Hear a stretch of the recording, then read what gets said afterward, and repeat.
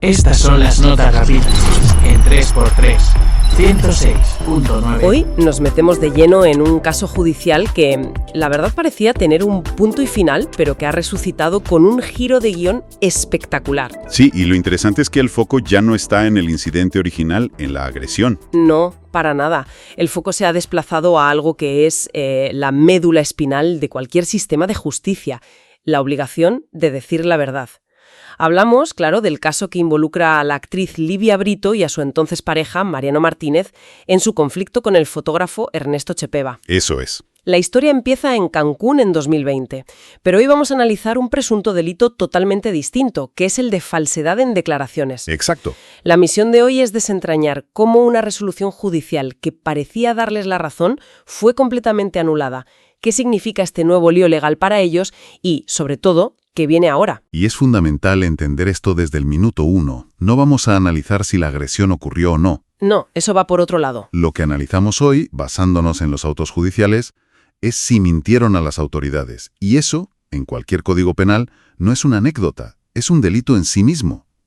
Venga, pues vamos a meternos en faena y a ver la cronología, porque de verdad que tiene miga. El origen lo recordamos por encima. Año 2020, un altercado en una playa de Cancún. Sí. Pero aquí llega el primer dato clave. La primera reacción de Livia Brito no fue justificarse, fue negar la mayor. Afirmó que ni siquiera había estado en Cancún. Una estrategia de comunicación, muy arriesgada hoy en día. Hombre, claro. Porque, claro, esa negación rotunda duró lo que tardaron en empezar a circular vídeos y fotos en redes sociales que no solo lo ubicaban allí, sino que, mostraban toda la secuencia. Exacto, esa es la semilla de todo esto. Y tardó en germinar, pero vaya, se lo hizo. A ver, esa fue la reacción pública, que se desmontó enseguida. Pero ¿qué pasó en los juzgados? Pues que la justicia va a otro ritmo. A un ritmo lentísimo, en este caso. Sí, desde luego. Tuvieron que pasar 4 años, hasta agosto de 2024, para que un juez tomara la primera decisión importante sobre esto, sobre la acusación de mentira. Y la decisión fue sorprendente. Sí, el juez determinó que ni Livia Brito ni Mariano Martínez habían mentido en sus declaraciones oficiales. Les concedió lo que se conoce como el auto de no vinculación a proceso, que, para que nos entendamos, es como si el juez dijera: aquí no hay caso. No malsean. Exacto. Les dio carpetazo al asunto. En ese momento, para ellos debió ser una victoria total. Absoluta. En la práctica, significaba que la acusación por falsedad se archivaba. Pero es importante el matiz que sugirió esa decisión. A ver. El juez no dijo «les creo», sino que, desde una perspectiva muy procesal, consideró que la Fiscalía no había armado un caso lo suficientemente sólido para justificar un juicio por ese delito. Entiendo. O sea, pudo ser un fallo de la acusación más que una validación de su testimonio. Podría ser. Pero claro, la historia no acaba ahí, ni mucho menos. No, uno pensaría que con esa decisión judicial el tema estaba zanjado, pero el equipo legal de Ernesto Cepeda movió una ficha clave que lo cambió todo. La apelación. Claro. Argumentaron que la decisión de 2024 era un error, que las pruebas, vídeos, testimonios, eran abrumadoras.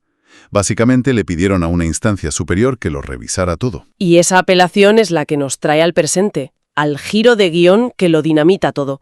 Estamos ya en enero de 2026, hace apenas unas semanas. Aquí es donde la situación da un vuelco de 180 grados. Total. El magistrado que revisa la apelación no solo está en desacuerdo con la decisión de 2024, sino que la anula por completo. Y llega a una conclusión demoledora. ¿Cuál? Según consta en la nueva resolución, su valoración es que no hay lugar a dudas y afirma textualmente que estos señores mintieron con todas las de la ley. Mintieron con todas las de la ley, dicho por un magistrado en un auto judicial. Eso es una frase durísima. Durísima. Es un cambio de escenario brutal. Claro, es pasar de no hay pruebas a hay certeza de que mintieron. Exactamente. Y tenemos los puntos resolutivos de ese nuevo auto que revoca la decisión del 19 de agosto de 2024. Y la decisión es clara. Se les vincula a proceso. Vale, vinculación a proceso. Ya explicamos antes la no vinculación. Entonces esto es justo lo contrario. Justo. No es que sean culpables todavía, pero sí que ahora el juez considera que hay indicios más que suficientes para abrirles juicio. Es la luz verde para que empiece el juicio por mentir. El juez dice, las pruebas son lo bastante sólidas como para que esto se dirima en un juicio. Y en ese documento hay otro detalle que a mí me parece fascinante. Se define quién es la víctima de este presunto delito, porque no es tan obvio. Esto es clave, sí. El auto especifica dos víctimas. Por un lado está Ernesto Cepeda, como víctima indirecta porque la mentira se produjo en su caso. Pero la víctima principal... ¿Quién es? La víctima principal es la sociedad. Claro, entiendo que la sociedad es un término legal, pero suena muy abstracto. En la práctica, ¿qué implica que la víctima sea la sociedad y no solo el fotógrafo? Implica que cambia toda la dinámica. Cuando la víctima es un particular, a veces se puede negociar. Llegar a un acuerdo, una reparación. Eso es. Pero cuando la víctima es la sociedad, es el Estado el que se siente atacado.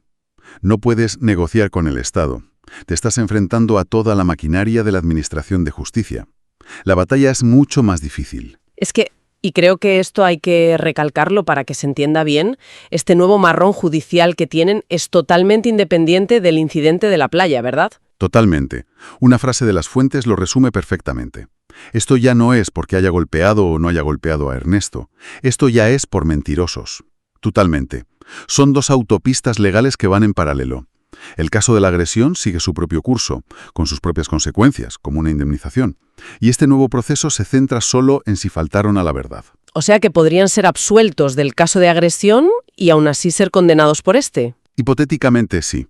Son delitos distintos. Y hablando del caso original, las fuentes mencionan que sigue habiendo un fleco económico importante. Sí, es verdad. Además de este nuevo juicio, parece que sigue pendiente una deuda de 1 millón de pesos que la pareja tendría con el fotógrafo por los daños del primer caso, y que no se ha pagado. Lo cual añade otra capa de complejidad. Oficialmente son carriles separados, pero extraoficialmente es evidente que la presión de un nuevo juicio puede incentivar a resolver todas las cuentas pendientes. Entiendo el principio legal, pero ¿no resulta un poco desproporcionado? El altercado original fue un calentón en una playa. Pasar de eso a un delito contra el Estado por una mentira inicial, ¿no se está llevando demasiado lejos? Es una pregunta muy pertinente. Y es el argumento que seguramente usará su defensa, el de la proporcionalidad. Claro. Intentarán minimizarlo como una declaración desafortunada. Pero desde la perspectiva de la Fiscalía, el momento y el lugar de la mentira es lo que cuenta. Se produjo en una declaración oficial. Y el sistema no puede permitirse crear un procedente donde mentir en sede judicial salga gratis. Se juega la confianza en todo el sistema. Exacto. Vale. Entonces, con esta vinculación a proceso ya en firme, la maquinaria judicial se pone en marcha. ¿Cuáles son los siguientes pasos? ¿Qué va a pasar ahora? Pues ya no hay especulaciones. Ya hay fecha, hora y lugar. ¿Ah, sí? Sí. Los documentos establecen una citación muy concreta. La audiencia está fijada para el próximo 23 de febrero de 2026, a las 12 del mediodía. ¿Y dónde es la cita? Porque el lugar también suele tener su simbolismo. Desde luego, la audiencia se celebrará en una sala del Poder Judicial de la Ciudad de México. Pero la ubicación es significativa, en las instalaciones del Reclusorio Preventivo Sur. Madre mía. Un detalle importante, se les ha notificado oficialmente. Porque siempre cabe la posibilidad de que alguien alegue que no se había enterado. Esa excusa ya no les cuela. Los documentos confirman que ambos fueron notificados de forma oficial el pasado 4 de febrero. O sea que no hay escapatoria. No. El juzgado tiene constancia de que han recibido la citación. Su presencia es requerida por la ley. Cuesta imaginar la situación. Hace menos de 2 años estaban celebrando una victoria legal que archivaba el caso y ahora tienen una cita en el Reclusorio Sur para enfrentarse a un juicio. El vuelco es brutal. Sin duda. Es un recordatorio de que, en los laberintos judiciales, una victoria nunca es definitiva hasta que se agotan todas las instancias. Y aquí, la apelación lo cambió todo. Es increíble cómo un caso que parecía cerrado para ellos en 2024, ahora no solo se ha reabierto, sino que lo ha hecho con una acusación que ataca el núcleo de su defensa, su credibilidad. Sí, es que hemos pasado de un conflicto personal en una playa a un presunto delito contra el sistema judicial en su conjunto. Totalmente. Y este caso ilustra a la perfección la importancia de la coherencia en los procesos legales, sobre todo en la era digital. Claro, La negación inicial de estar en Cancún, que en otro tiempo podría haber funcionado, se convirtió en un boomerang en cuestión de horas por las pruebas visuales irrefutables. Claro, lo que antes podía quedar en su palabra contra la mía, ahora choca frontalmente con la evidencia grabada por decenas de móviles. Exactamente. Y cuando esa contradicción tan evidente se traslada a una declaración formal ante una autoridad, las consecuencias cambian drásticamente. Y me pregunto hasta qué punto esto sienta un precedente para figuras públicas. La tentación de usar los medios para crear un relato, aunque sea falso, es grande. Claro, pero este caso demuestra que si ese relato falso se lleva a un juzgado, el problema se multiplica. La estrategia mediática y la estrategia legal tienen que ir de la mano. Una negación pública puede ser un problema de imagen. Pero una negación ante un juez puede ser un delito. Y esa es la línea que, según este nuevo auto, ellos habrían cruzado. Pues vaya panorama. En resumen, un caso que parecía finiquitado ha resurgido de sus cenizas, transformado en algo mucho más serio. Así es. Se ha pasado de un conflicto entre particulares a un conflicto donde una de las partes es el propio Estado, que se considera engañado. Y eso legalmente siempre son palabras mayores. Este caso, más allá de cuál sea su resolución final, nos deja sobre la mesa una pregunta fundamental sobre los límites de la defensa. ¿En qué punto una negación ante la justicia, especialmente cuando choca de frente con la evidencia, deja de ser una estrategia y se convierte en un delito que ataca los cimientos del propio sistema diseñado para impartir esa justicia? Estas son las notas rápidas en 3x3, 106.9. 3x3, el podcast de la semana.